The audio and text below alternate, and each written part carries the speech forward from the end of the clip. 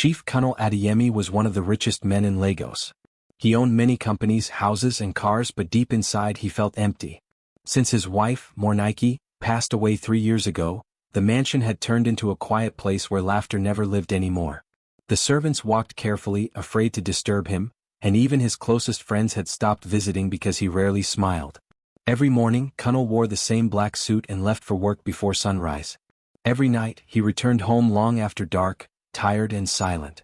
He buried himself in his business because it was the only thing that kept him from thinking about his loneliness.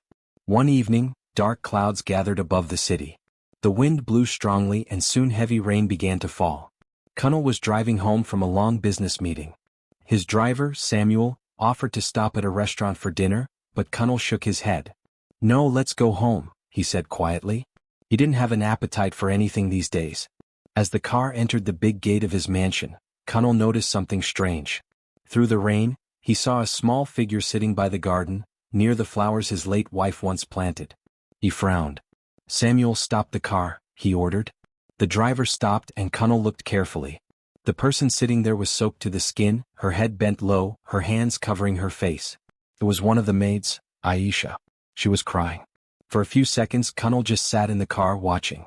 The rain poured heavily but she didn't move. She just sat there, her small body shaking with quiet sobs. "Why is she outside in this weather?" Kunal asked softly, but the driver didn't know. Kunal opened the car door slightly but then stopped. Something about the way she cried made him pause.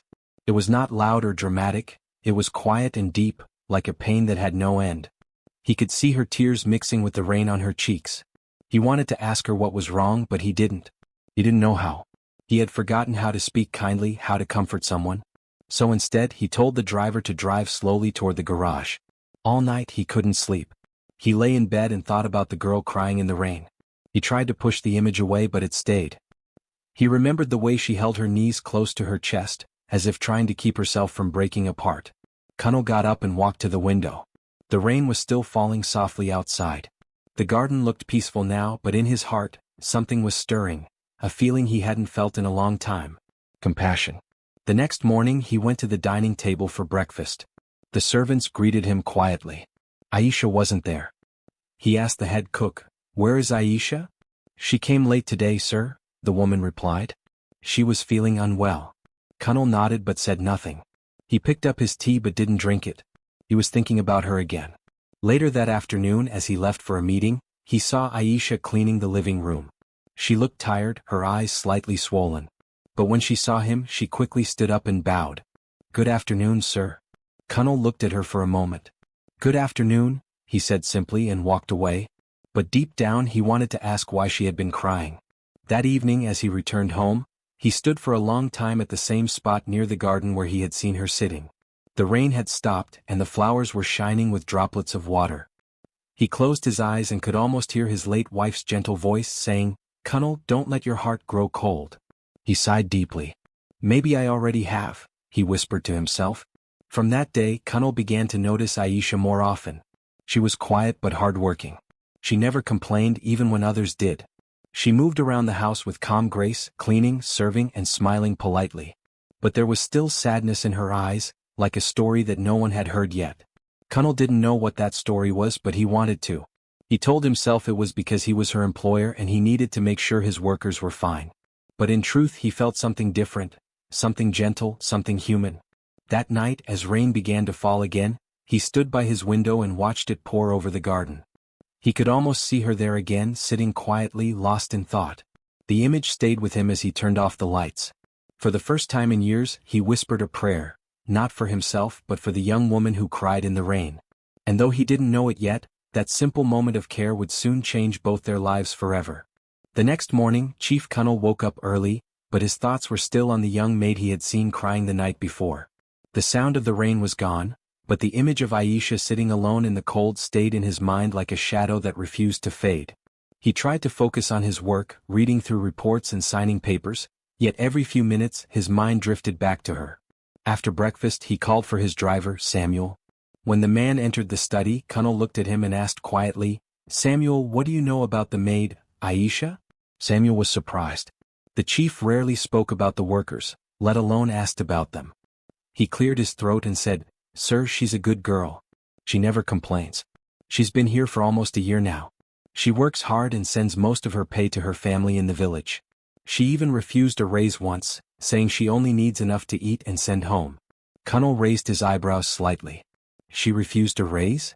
Yes, sir, Samuel nodded. She said there are others who need it more. Kunal leaned back in his chair. His mind grew quiet for a moment. He had met many people who tried to please him for money, yet here was someone who didn't even want more of it. He decided to speak to her himself. Later that afternoon he sent one of the guards to call Aisha to his office. When she entered, she looked nervous, her hands pressed together in front of her. She bowed slightly. Good afternoon, sir. Kunal gestured for her to sit. Aisha, he began calmly, I saw you outside in the rain last night. Why were you crying? Her eyes widened in surprise. She looked down at her hands and took a deep breath. I'm sorry, sir, she said softly. I didn't mean to cause trouble. I'm not angry, Kunal said gently. I just want to know why. Aisha hesitated, then finally whispered, My younger brother is very sick. The doctor said he needs medicine and treatment, but I have no money left. I already sent everything I had last month. I didn't want to ask anyone for help, so I went outside to pray. I didn't know anyone saw me. Her voice trembled near the end. She blinked fast, trying to hold back tears. Kunal watched her quietly. He could see she wasn't lying, her pain was real. He had seen enough people fake tears to know the difference.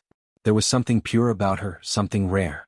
He opened his desk drawer slowly and pulled out an envelope. Inside was money he had set aside for a charity event that got postponed. Without saying much, he placed it on the table and pushed it toward her. Take this, he said simply. Use it for your brother's medicine. Aisha froze. Sir, I can't accept this, she whispered, her voice shaking. Kunal's tone grew firm but kind. It's not charity. It's help. Sometimes people need to be helped, and that's not a shame. Tears filled her eyes again, but this time they were not from sadness. She held the envelope close to her chest. Thank you, sir, she said in a trembling voice. I don't know how to thank you enough. I will never forget this. Kunal nodded slightly. Just make sure your brother gets better. That's all that matters. She stood up, bowed deeply, and quietly left the room. When the door closed, Kunal sat back and stared at the window. The sky was turning gray again, the smell of rain returning to the air.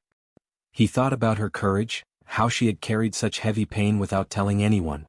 He admired her strength and humility. Later that evening he went to his balcony holding a cup of tea.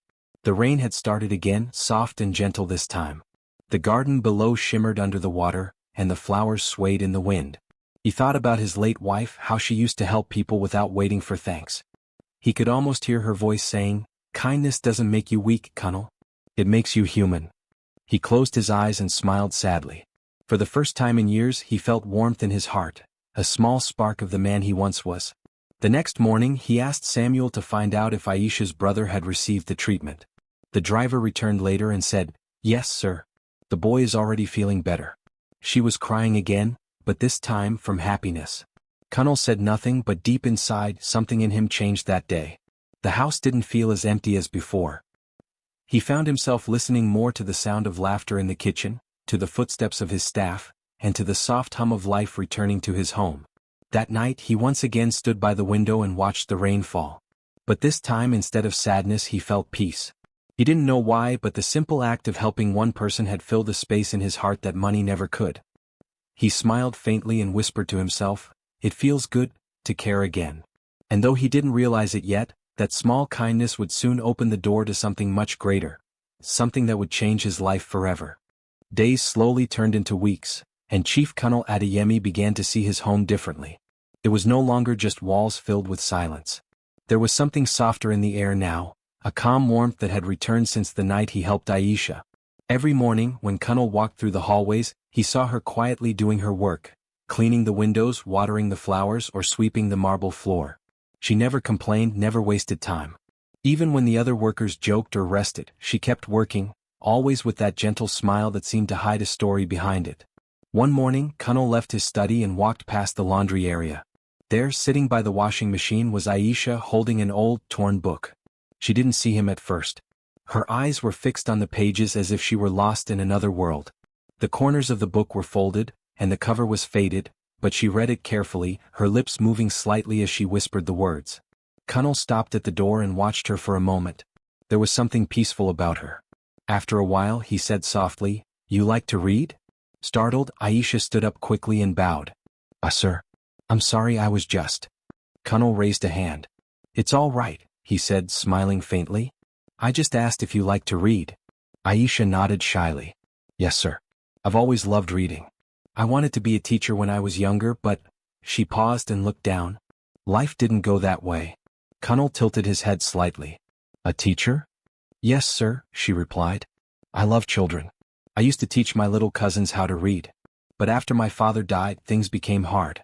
I had to work instead. Her voice was calm, but there was sadness hidden in it. Kunal felt something stir inside him, a quiet admiration. This young woman had dreams, yet she faced life struggles without bitterness. He nodded slowly and said, Dreams don't die, Aisha. Sometimes they just wait. Aisha smiled, a soft, shy smile. Maybe one day, sir. That night, Kunal couldn't stop thinking about her words. He remembered how his late wife had once told him, when you see someone trying, don't just watch, help them stand. Those words echoed in his mind. The next day, Kunal made a few calls quietly. He asked his accountant to send money to the hospital in Aisha's village, paying off her brother's medical bills completely. He also asked his assistant to buy some educational books, simple storybooks and teaching guides, and had them placed secretly in Aisha's room. When Aisha found the books later that evening, she was shocked. Who brought these? She asked one of the other maids. The woman shrugged. Maybe someone forgot them. But Aisha knew deep down that someone had done it for her, someone who cared. She didn't say a word, but she held those books like treasures. Every night after work, she sat by the window and read until she fell asleep. Meanwhile, Kunal began to find joy in simple things again. He noticed the sunlight through the curtains, the laughter of workers in the kitchen, and the sound of Aisha humming softly while she cleaned. He found himself smiling more often, something his staff hadn't seen in years. One afternoon, when Kunal returned from a business trip, he saw Aisha helping the gardener, an elderly man who struggled to bend down. She was holding the basket while he picked the flowers carefully. She laughed when a butterfly landed on her hand, and the sight warmed Kunal's heart. She has a kind soul, he thought to himself. Even the smallest things make her happy. He didn't speak much about it, but slowly he started doing little things for her, quietly increasing her salary, making sure she had better food, and ensuring her workload was lighter. Aisha didn't know why things were improving for her, but she was grateful. Their connection grew naturally without either of them trying.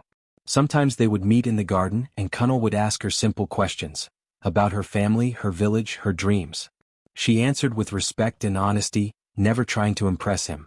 One day, when it rained heavily, Kunal found her standing at the window, looking out with a calm smile. You like the rain? He asked. Yes, sir, she said softly. It reminds me that no matter how dark the sky is, it always clears up again. Kunal looked at her for a long time. There was wisdom in her simple words. That night, when he went to his study, he took out an old photo of his late wife. He smiled faintly and said to the picture, You'd have liked her. She's humble just like you were. From that day, the house began to feel alive again. The laughter of the staff returned. Even Kunal's footsteps sounded lighter. The mansion that once felt like a tomb of memories now had warmth again, because of one woman's kindness and quiet strength. Aisha didn't know that her simple presence had started to heal a heart that had been broken for years. And Kunal didn't realize that helping her had brought back something priceless, peace. Their bond was not loud or dramatic. It was like soft music, gentle, slow, and full of meaning. Each day added a new note to that melody, and though neither of them spoke about it, they both felt it growing quietly inside their hearts. The once cold mansion now carried the warmth of laughter and life again, and for Kunal, that was something money could never buy. One quiet afternoon, Chief Kunal sat in his office, going through some old letters his lawyer had sent. Most of the papers were about his late wife's unfinished charity projects, things he hadn't looked at in years. After her death, he couldn't bring himself to face anything that reminded him of her. But now, something inside him felt ready. The lawyer's note was simple. Chief, please review the files for the Moonlight Adeyemi Foundation. We need your approval to reopen the program. Kunal sighed. He leaned back in his chair and stared at the name, Moonlight Adeyemi. Seeing it written on paper made his chest tighten. It had been 3 years, yet the pain of losing her still lived quietly inside him. He looked at the stack of dusty folders and called softly, Aisha, can you come here please? Aisha entered the office, wiping her hands on her apron. Yes, sir. Kunal gave her a small smile. These old files need to be sorted. I trust you to help me with that. She nodded respectfully. Yes, sir. I'll take care of it. She sat on the carpet with the folders spread out before her. Each file had a story, a record of someone who had once received help from the foundation. The air in the room was quiet except for the sound of paper being turned and the soft ticking of the wall clock. Aisha read through each name carefully, organizing them one by one. But as she opened one particular file, her hands froze. Her eyes widened in shock. Sir, she whispered, her voice trembling. This name. Kunal looked up from his desk. What is it? Aisha's voice shook as she spoke. This name, sir. This woman, she's my mother. Kunal blinked, confused. Your mother? Aisha nodded slowly, her eyes filling with tears. Yes, sir. My mother, Fatima Musa. She died many years ago. When I was little, she fell sick and my father had no money for her treatment. One day, a kind woman came to our village. She heard about my mother and paid all the hospital bills. She even sent food for us. That woman's name was Madame Moonlight Adeyemi. Kunal stared at her in disbelief. My wife, he whispered. Yes, sir, Aisha said, her voice breaking. She saved my mother's life for a time. I never forgot her face. She was gentle and kind. We prayed for her every day even after she passed. But I didn't know, she paused, tears running down her cheeks. I didn't know this was her house. I didn't know you were her husband. For a long moment, the room was silent. The only sound was the faint rustle of rain beginning to fall outside. Kunal's hands trembled as he reached for the file. There it was, the name, the date, the signature of his late wife. He closed his eyes and memories flooded back. He remembered Mornike leaving the house one evening with medicine and food, saying, There's a woman in the village who needs help. I can't ignore it. That was who she was, selfless and full of love. Kunal swallowed hard. His voice was low and filled with emotion. Your mother was one of the people she helped? Aisha nodded. Yes, sir. Because of her, my family had hope again. My mother always told me, if you ever meet people who are kind, serve them with your whole heart. That's why I always do my best here. I didn't know I was already serving in the house of my mother's savior. Kunal couldn't speak. His heart felt heavy yet full at the same time. He looked at Aisha, the same young woman he had once seen crying in the rain, and suddenly everything made sense. The feeling that there was something special about her, something familiar. His eyes filled with tears. So it was all meant to be, he whispered softly. Aisha looked at him with tears of her own. Sir? Kunal smiled through his pain. My wife helped your mother years ago. And now life has brought you here, to help me heal. Do you see? Life has a way of bringing kindness back, Aisha. For the first time in years, Kunal let his tears fall freely. He wasn't crying from sorrow this time, but from a deep, beautiful realization that goodness never dies. It moves from one heart to another, across time and generations. Aisha stepped forward and gently handed him a handkerchief. Sir, please don't cry, she said softly. Your wife's kindness still lives. I'm proof of that. Kunal nodded slowly. You're right. She always said that helping one person can change many lives. I never truly believed it until today. Outside, the rain began to fall harder, hitting the roof in a soft rhythm. But this time the sound wasn't sad. It felt cleansing, almost peaceful. Aisha stood by the window watching the drops slide down the glass. Kunal joined her, both silent, both lost in thought. The same rain that had once witnessed Aisha's tears of sorrow was now falling as a witness to something far greater, the circle of grace that had quietly connected their lives. Kunal took a deep breath and said softly, Your mother must be proud of you, Aisha. You've become everything she hoped for. Aisha smiled faintly, her eyes still shining with tears. And your wife must be proud of you too, sir. You kept her kindness alive. In that quiet moment, two hearts that had been wounded by loss found peace in the same truth, that love in its purest form never ends. It simply finds new ways to return. The rain kept falling outside, gentle and steady.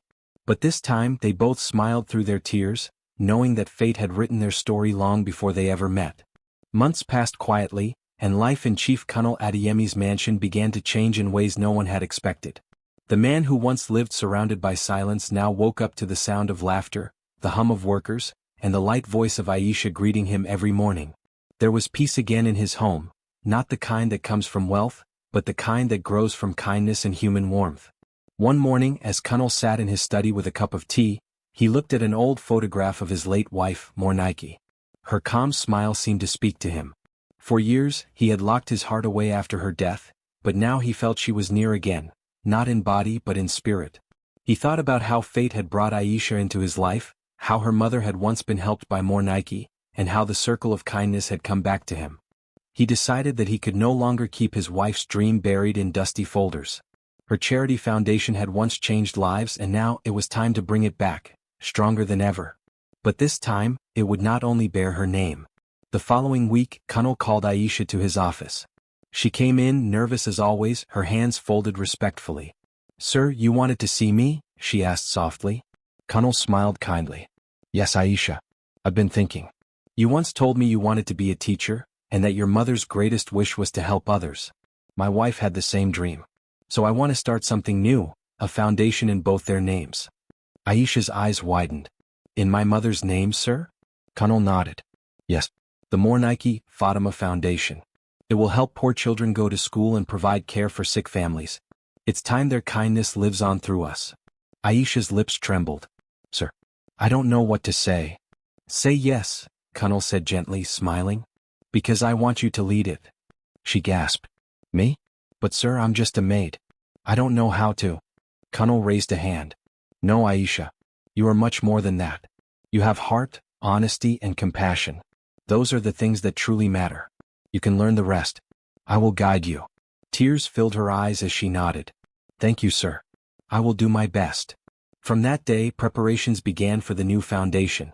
Aisha worked tirelessly, visiting schools, hospitals, and villages, speaking with families who needed help. She learned quickly, and soon she was leading meetings, making plans, and inspiring others with her story. The once quiet maid now stood confidently before people, speaking about hope and change. Kunal watched her proudly. Every time she spoke, he saw in her both the strength of her mother and the light of his late wife. It was as if life had brought them together so that both women's spirits could live on through this young lady. The day of the foundation's grand opening finally arrived. The large compound was filled with guests, government officials, reporters, and villagers whose lives had been touched by kindness. Banners hung across the gate with the words, "The Mornike, Fatima Foundation. Helping hands, healing hearts." Kunal stood beside Aisha, both dressed elegantly for the event. She looked graceful, though a little nervous. He leaned toward her and said quietly, "You'll do great, Aisha. Just speak from your heart." When it was time for him to speak, Kunal stepped forward to the microphone. The crowd fell silent as he began. "Many of you know me as a man of business and wealth," he said slowly. "But for many years I was a man without joy. I lost my wife and with her, my purpose. Then one day I saw a young woman crying in the rain, a woman who reminded me that kindness still exists. That night changed my life." He turned to Aisha and smiled. "Sometimes angels come in simple clothes. This young woman gave me back my heart. She reminded me that the true meaning of wealth is not money, but love and compassion." The crowd clapped warmly. Some even wiped their eyes. Aisha stepped forward, her hands trembling slightly. She looked at Kunal with gratitude before turning to the crowd. "Sir," she said softly, her voice filled with emotion, "you gave me more than help, you gave me hope. You believed in me when I was no one. Because of you, I now believe that kindness can change the world. This foundation is not just for my mother or Madame Mornike. It's for every person who has ever needed a helping hand." As she finished speaking, the audience stood and applauded. Some of the children who would benefit from the foundation ran up with flowers, placing them in Aisha's hands. Kunal helped her cut the ribbon, and the crowd cheered as music began to play. From that day forward, the once cold and lonely mansion became alive with purpose. The offices of the foundation were built inside the estate, and every room was filled with people planning projects, writing reports, and visiting communities. Laughter and joy returned to the place that had once been silent. Kunal often watched from his study window as Aisha worked outside with the staff, organizing donations, teaching children, and smiling at everyone she met. Sometimes, he would close his eyes and whisper to the photograph of his late wife, "Mornike, your light is still shining." Aisha, too, never forgot the journey that had brought her here. Whenever it rained, she would look outside and remember that night in the garden. The night her tears had fallen into the same earth where her future was quietly waiting. Kunal, now older and wiser, often stood beside her at the window. Together they would watch the raindrops fall, not as a symbol of sadness, but as a reminder that even in the storm, something beautiful can begin. He would sometimes say softly, "Aisha, I once thought money could buy everything. But I was wrong. The richest people are those who have love and compassion in their hearts." And Aisha would smile and reply, "Yes, sir. That's the kind of wealth that never fades." Under the soft rhythm of the rain, their story continued. Two souls brought together by fate, bound by kindness, and healed by love that asked for nothing in return. The mansion no longer stood as a symbol of power but of hope. And somewhere, perhaps in the heavens, two women, Mornike and Fatima, watched with proud hearts, smiling down at the legacy their kindness had created. Whenever the rain fell, Kunal and Aisha would stand by the window, side by side, their reflections blurred by the drops on the glass. And every time, they would both remember how a single act of kindness had changed everything. It was no longer just a memory, it was a miracle that kept living, in every smile, every child they helped, and every heart they touched. The end. Cloud with rain sparkling heart.